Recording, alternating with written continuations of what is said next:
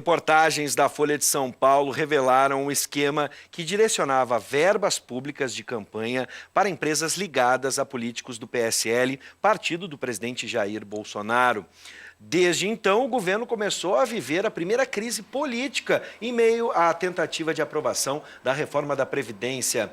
Hoje, a ex-candidata pelo partido do presidente, Cleusenir Barbosa, entregou ao Ministério Público mensagem em que um assessor parlamentar do ministro do Turismo, Marcelo Álvaro Antônio, cobra a devolução de verba de campanha para destinar a uma empresa ligada a outro assessor do político. Sobre este assunto, nós vamos conversar com os cientistas políticos Marcos Rocha e Cláudio Preza. Sejam bem-vindos. Bom, a grande agenda do dia é a proposta da reforma da Previdência enviada ao Congresso hoje na manhã. Você acredita que nesse momento de tensão que o país vive, o governo tem influência na construção desta maioria para aprovação da sua proposta? Professor Preza. Primeiramente, olá a todos.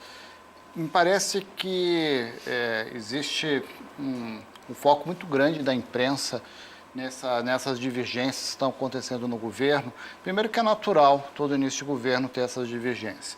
Segundo, é bom lembrar que o presidente Bolsonaro, ele fez algumas mudanças de partido antes de se candidatar e a escolha pelo atual partido não foi uma escolha muito simples, né, dentre as opções que existiam, até porque o presidente Bolsonaro não tinha espaço nas siglas mais tradicionais, que, dado seu perfil, não queriam de forma alguma recebê-lo.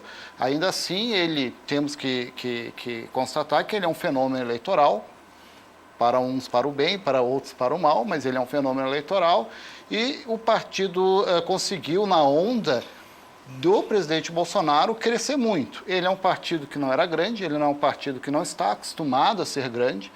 É natural que existam essas divergências e mesmo que existam algumas situações que algumas pessoas vão acabar, como se diz na linguagem mais coloquial, vão ser fritadas, porque se envolveram provavelmente algumas irregularidades. Essas pessoas tentam de todas as formas se salvar. Se elas estão numa posição relativamente importante, como parece ser alguns deles, me parece que existe uma certa tentativa de se vincular ao presidente e eles não conseguem. E então gera toda essa confusão. Me parece que o núcleo duro do gabinete da presidência, que tem a presença de muitos militares, que é muito criticado, mas são militares que estão na reserva, mas são muito experientes, conseguiram contornar, ao meu ver, de alguma forma, uma situação mais grave, e o ministro ou outros ministros que apareçam em situações de denúncias acabarão sendo exonerados pelo presidente. Não é o primeiro nem o último presidente que vai fazer isso. É claro que toda essa situação enfraquece de alguma forma o governo, porque o enfrentamento no Congresso Nacional, que não é para iniciantes, precisa de uma coesão muito maior. Então, o núcleo, como eu digo, o núcleo duro do governo vai precisar coordenar mais suas ações, senão ele entra enfraquecido de alguma forma na negociação com o Congresso. Marcos Rocha. Bom, boa noite, Bives, Cláudio e telespectadores do Conexão RS. Eu acho que o governo muito rapidamente perdeu o crédito que ele tinha, que normalmente a gente chama da lua de mel do Congresso com a imprensa, do presidente com a imprensa e com o Congresso. Esse período aí em que normalmente o presidente tem certa facilidade de colocar pautas na mídia, tem uma certa boa vontade do Congresso enquanto está montando ainda o Ministério e ajustando o funcionamento, praticamente hoje se esvaiu, né? A gente pega os jornais hoje, a gente já vê colunistas sérios e sóbrios da imprensa, dos três grandes jornais nacionais, usando palavras fortes para se referir a setores do governo, né? Sugerindo loucura de alguns setores por causa do comportamento um pouco irracional, sobretudo do pessoal ligado ao Olavo de Carvalho e aos filhos do presidente. E aí, um fato, bom, caiu o ministro por quê? Porque teve uma denúncia publicizada ou porque brigas internas se aproveitaram disso para implodir ele? E parece que é muito mais o caso. né? Então, hoje a gente tem um governo fragmentado, com dificuldade de coordenar a relação para o Congresso, com setores brigando entre si para ver quem é que manda, o presidente ausente a maior parte do tempo, apostando na relação direta com a população via Twitter e um pouco de entretenimento, né, quando aparece vestindo alguma coisa, falando uma coisa engraçada para cativar seu eleitor. Só que isso é insuficiente para lidar com o Congresso, né? Como a gente já várias vezes quando conversou aqui adiantou, o parlamentar ele tem uma série de prerrogativas, ele tem algum poder e ele não vai entregar isso de mão beijada, ele vai querer negociar alguma coisa. E o governo hoje tem se negado a negociar com o Congresso pelas vias normais, apostando nas bancadas temáticas, como fez em algum momento, e não com os partidos. Então, ontem, o governo já tomou um tiro de aviso, né? Quando a Câmara derrubou um decreto que tratava sobre sigilo dos atos públicos. Vou pegar essa observação, vou fazer o caminho inverso, mas ainda sobre esse tema, percepções, que observações que a gente viu em outras entrevistas. Por exemplo, no caso da negociação do PSL, do próprio Congresso, né, da base do governo, hoje pela manhã, na Rádio Gaúcha, uma das declarações era do deputado Boca Aberta. Sim, esse é o nome do deputado. Não lembro aqui o nome dele, mas se candidatou como deputado Boca Aberta, se não me engano, no Paraná. E ele, do PSL, questionando a reforma, dizendo, olha, é muito mais fácil na concepção dele ir buscar recursos naqueles que devem à Previdência, devem ao INSS. Grandes empresas do Brasil, citou a Rede Globo, citou entre outras empresas. Já há uma divergência de percepção, por exemplo, dentro do próprio partido, né? E outra percepção a situação que me chamou a atenção na Jovem Pan, na Rádio Jovem Pan, entrevista com o Gustavo Bebiano, né? E a defesa de Gustavo Bebiano, ele que foi exonerado, do governo, do presidente, blindando o presidente, falando sobre o corpo de militares da reserva que compõe, né, o governo Jair Bolsonaro, defendendo com unhas e dentes. Então, dois comportamentos que eu achei diferentes, estranhos. Por exemplo, a base questionando uma reforma que deveria ser consenso e aquele que foi exonerado, né, saindo em defesa daqueles que retiraram do governo. Como é que a gente pode interpretar esses movimentos de divergência, né, ou de pelo menos de surpresa em determinadas declarações? Os militares são muito pragmáticos e eles estão agindo como os adultos na esplanada. E eles já tinham reconhecido, apesar de uma certa resistência inicial, que o Bebiano poderia ser fundamental para uma negociação com o Congresso, uma negociação pragmática com o Congresso, que muitas vezes o próprio Onyx não era capaz de fazer, né, por ser, mesmo que seja do Democratas, de uma ala diferente do Rodrigo Maia, né? E eles se opunham à queda do Bebiano tanto por isso, por ser alguém capaz de negociar com o Congresso, quanto porque eles se opõem fortemente à intromissão dos filhos do Bolsonaro no governo. E não queriam deixar que eles derrubassem alguém dessa forma pelo Twitter e por canais que não são formais, né? São pessoas que formalmente não ocupam cargo e que hoje têm uma influência muito grande e às vezes imprevisível. E que, enfim, vai cobrar um preço grande em termos de articulação política. Sim. Professor Pérez. Eu repito, o PSL é um partido que se tornou grande de repente. É óbvio, todos os partidos mais assentados, mais experientes, têm muitos grupos internos, mas um partido com as características do PSL, essas confusões, elas acabam trazendo problemas institucionais, como você acabou de destacar. Me parece que um dos principais pontos daqui para frente do presidente e do grupo mais sensado que lhe dá assessoria é encontrar uma maneira de conseguir que dentro do seu próprio partido ele consiga gerenciar de uma forma melhor. Já surge na imprensa algumas notícias de uma provável mudança de partido do presidente. Me parece que só complicaria mais ainda a situação, porque qual partido ele iria? Me parece que os partidos mais tradicionais não teriam uma boa vontade de aceitá-lo, como já fizeram antes da eleição.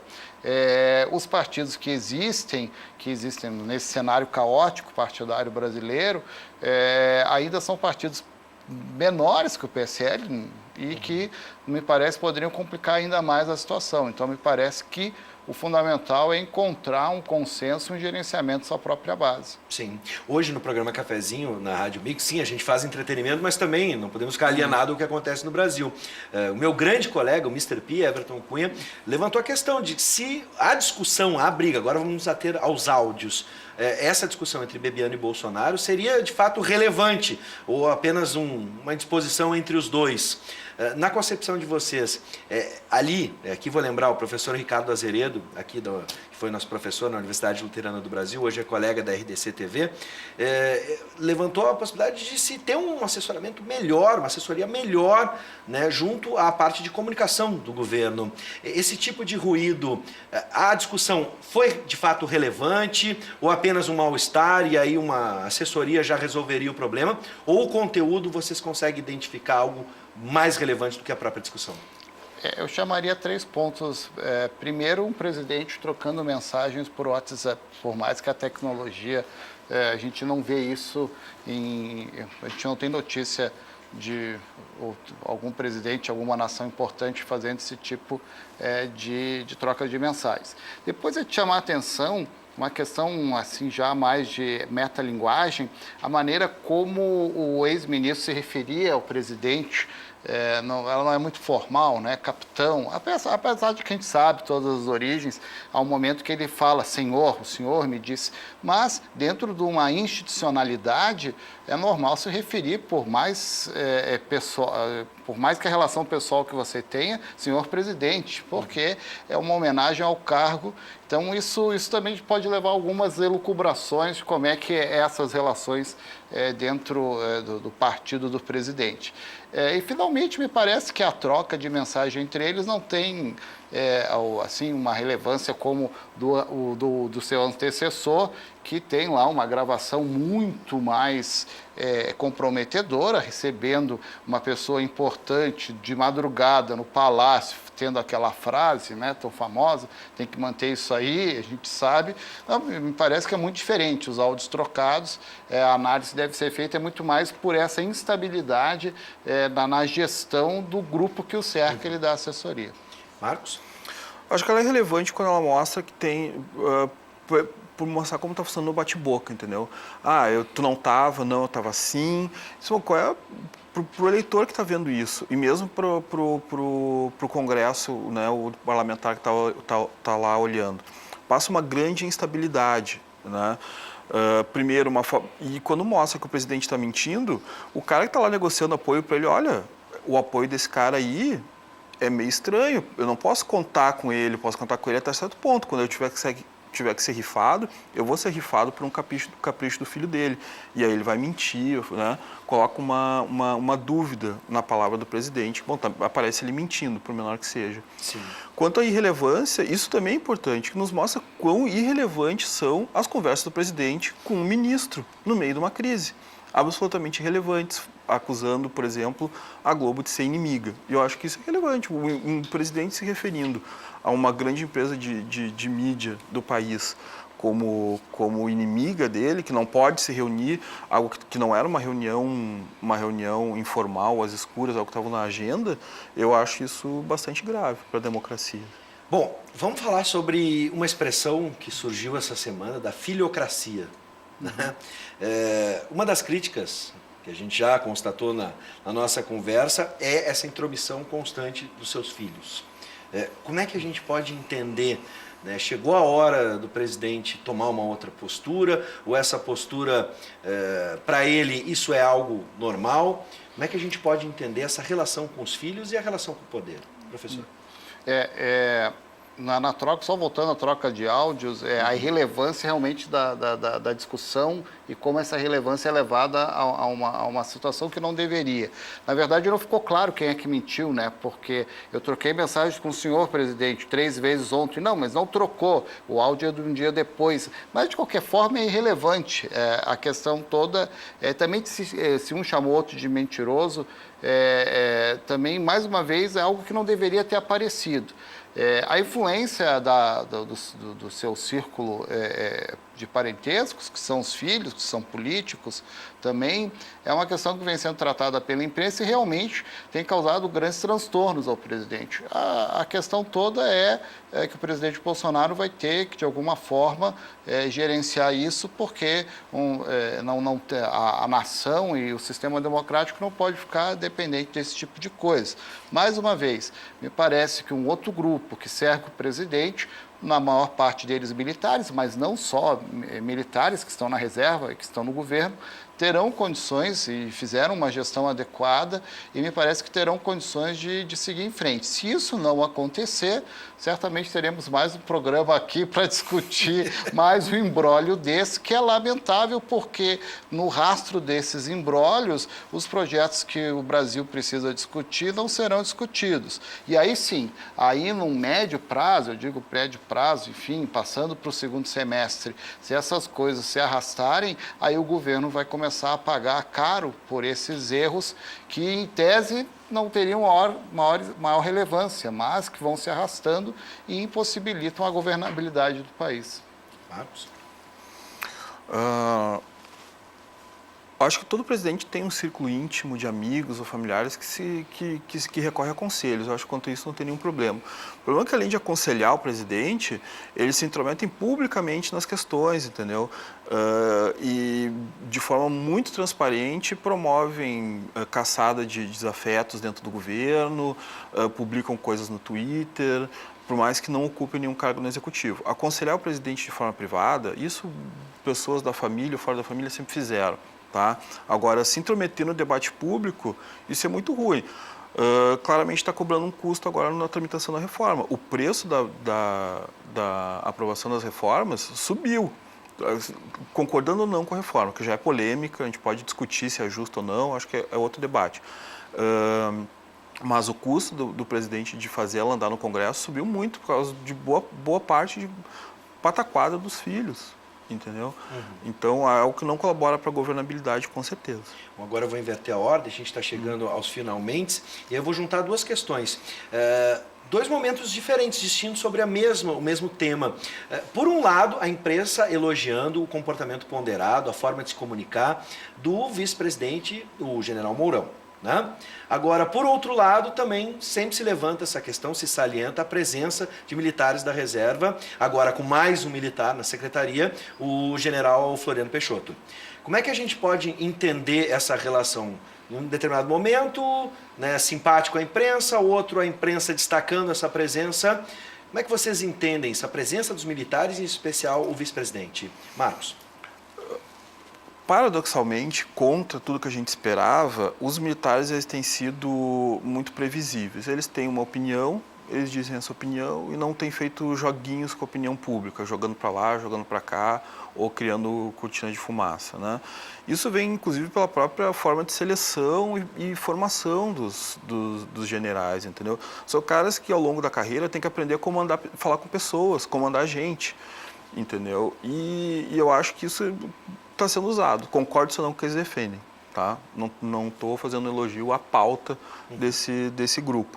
Mas que tem, no final das contas, se comportado de forma bastante previsível, que é o que tu espera de um governo democrático, né? Bom, eu defendo tal coisa, vou atuar para tal coisa, e que tem agido, sobretudo, com um certo respeito à liturgia do cargo. A próxima vez que eu tiver que dar um sermão na minha filha, tá, que tem 16 anos, sobre a importância da boa educação, ou se um dia a gente tiver que falar sobre como começou um eventual golpe do Mourão no Bolsonaro, que começou com ele sendo simplesmente só bem educado. Tá? A primeira coisa que o Mourão fez foi tratar as pessoas com educação e respeito à liturgia do cargo. O que coloca do lado do Bolsonaro, com seu comportamento muito errático, claro que tem um destaque, claro que os repórteres que foram extremamente maltratados na posse lá, não podiam nem ir no banheiro nem tomar água, preferem falar com o vice, né? Então, acho que é por aí. Professor Treza? Esse respeito à liturgia do cargo que os militares trazem do seu berço de nascença, assim, profissional, é algo essencial, principalmente no sistema presidencialista, em todos os sistemas, mas o presidencialismo presidencialista mais ainda. Eu repito, a gente está num momento de incerteza, como é que vai existir esse gerenciamento. Eu me pergunto se o presidente Bolsonaro também, quando foi buscar esses seus assessores que vêm da caserna, que tem sua origem na caserna, de certa forma também já não previa, enfim, eu tenho que ter uma tropa de choque, entre aspas, e parece que funcionou no primeiro teste. Agora, repito, a gente não pode ficar em testes e testes. Uma hora isso tem que engrenar, porque se não engrenar, o governo vai, certamente as pesquisas que agora estão altas de aprovação do presidente, isso tem um limite. E o limite é se as pautas realmente importantes de reforma não andarem. Então, repito, é um período de incerteza e o que o presidente, quem sou eu para dizer o que o presidente deve fazer ou não, mas é gerenciar isso para que não ocorra novamente. E que, com respeito às liturgias, às instituições, que mal ou bem vem ocorrendo, a não ser nesses casos que acabam causando essa confusão toda. Bom, eu quero agradecer o reencontro com os amigos, sejam sempre bem-vindos, cientistas políticos, Cláudio Preza, Marcos Rocha.